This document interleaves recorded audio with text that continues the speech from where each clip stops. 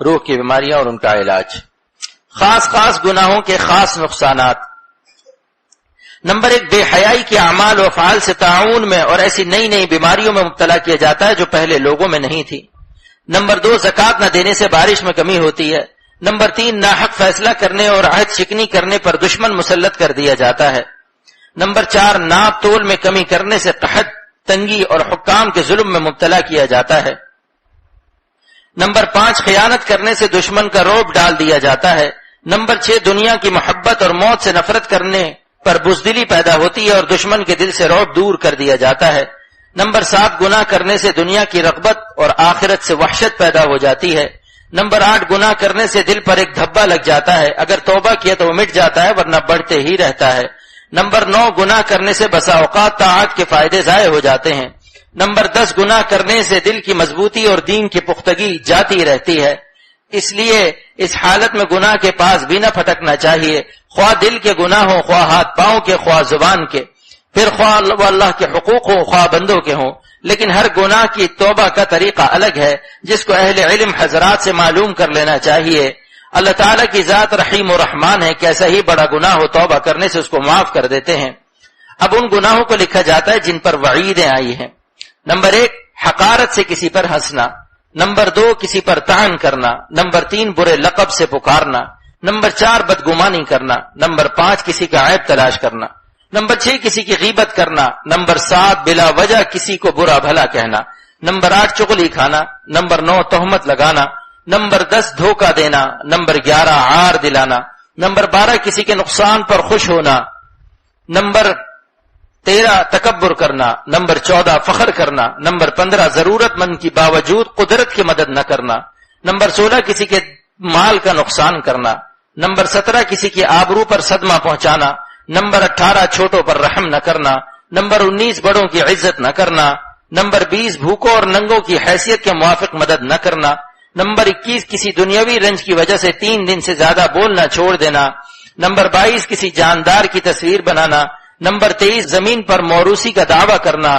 Number 24، ہٹے کٹے کا بھیک مانگنا۔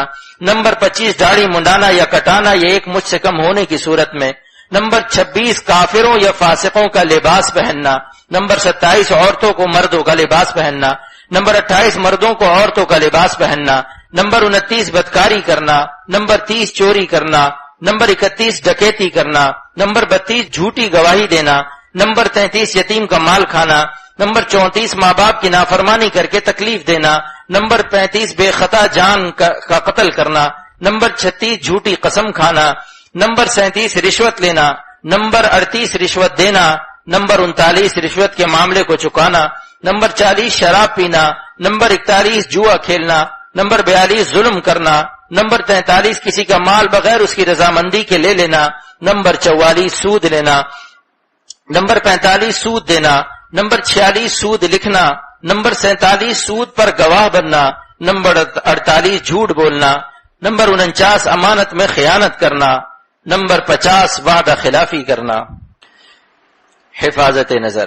اما بعد، بدنگاہی کے مضرات اس قدر ہیں کہ بسا اوقات ان سے دنیا اور دین دونوں ہی تباہ و برباد ہیں۔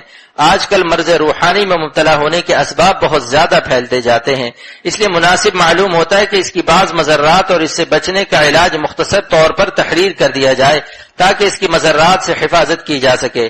چنانچہ حسب ذیل امور کا اہتمام کرنے سے نظر کی حفاظت بسہولت ہو سکے گی۔